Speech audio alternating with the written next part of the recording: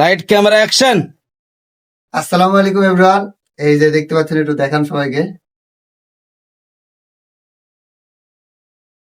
এই যে দেখতে পাচ্ছেন, এনারা সবাই হচ্ছে বেকার কমিটির সদস্য 512 ভাইদের পেজ।